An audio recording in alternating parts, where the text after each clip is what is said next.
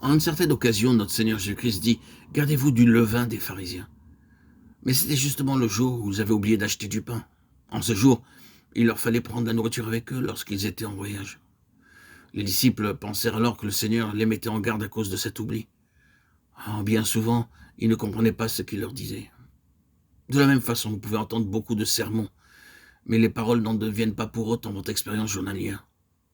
Dans beaucoup de cas, ces paroles entrent par une oreille et sortent de l'autre. Nous vous prions de ne pas avoir de cesse qu'à ce que vous ayez appris à entendre et à comprendre ce que le Seigneur vous dit lorsqu'il vous parle. Ce n'est qu'en apprenant cette leçon que vos vies seront transformées, vos fardeaux seront enlevés, vos yeux s'ouvriront, vos craintes et vos doutes se dissiperont, et toutes les ruses de l'ennemi seront vaincues. C'est une chose merveilleuse que d'entendre la voix du Seigneur dans Matthieu 16, 13 à 15. Le Seigneur Jésus pose 2 questions à ses disciples. Voici la première question. Que dit-on que je suis, moi, le Fils de l'homme? C'est à dessein que le Seigneur Jésus-Christ a posé ensuite la seconde question. C'était pour leur révéler le secret d'entendre la voix de Dieu.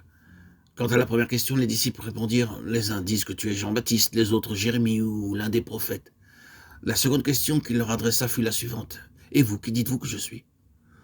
Aussitôt Pierre s'écria « Tu es le Christ, le Fils du Dieu vivant. » Le Seigneur Jésus-Christ répondit « Simon Pierre, ne t'imagine pas que tu m'aies compris.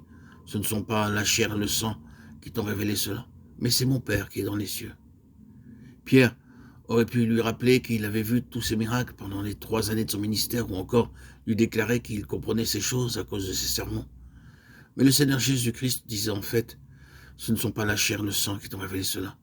Ce ne sont pas mes miracles et mes sermons qui vous donnent cette révélation. Simon, une lumière divine que tu ne connais pas t'a été communiquée pour que tu me connaisses. Souvenez-vous que vous ne pouvez pas entendre la voix de Dieu sans la lumière divine. C'est le premier pas si vous voulez connaître clairement et nettement la voix de Dieu. La lumière de Dieu viendra habiter en vous et elle deviendra de plus en plus brillante. Proverbe 4, 18. Cette lumière peut entrer en vous comme un faible rayon, mais en lui obéissant, elle deviendra toujours plus brillante. Sans la lumière divine, vous ne pouvez ni connaître, ni voir, ni entendre Dieu. Dans 2 Pierre 1, 16 à 21, Pierre rend à nouveau témoignage de la façon dont le Seigneur Jésus-Christ est devenu très réel pour lui. Nous lisons dans Matthieu 17, 1 à 7 que notre Seigneur prie Pierre, Jacques et Jean sur une haute montagne qu'il fut transfiguré devant eux, et que ses vêtements se mirent à briller de façon éclatante, plus que le soleil à midi. Alors une voix vint du ciel. « Celui-ci est mon fils bien-aimé, écoutez-le. » Pierre rend témoignage dans son épître qui ne s'attachait pas à des fables habilement conçues. Ils avaient vu la gloire du Seigneur Jésus-Christ au sommet de la montagne. Et ils avaient entendu sa voix. Et cette gloire et cette voix les avaient entièrement transformés. 2 Pierre 1, 18. Pierre dit, ne pensez pas que nous ayons été les seules personnes à bénéficier du privilège d'entendre la voix de Dieu.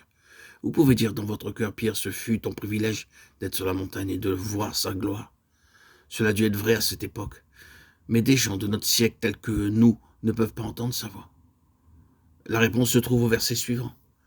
Et nous tenons pour d'autant plus certaine la parole prophétique à laquelle vous faites bien de prêter attention, comme à une lampe qui brille dans un lieu obscur jusqu'à ce que le jour vienne apparaître et que l'étoile du matin se lève dans vos cœurs.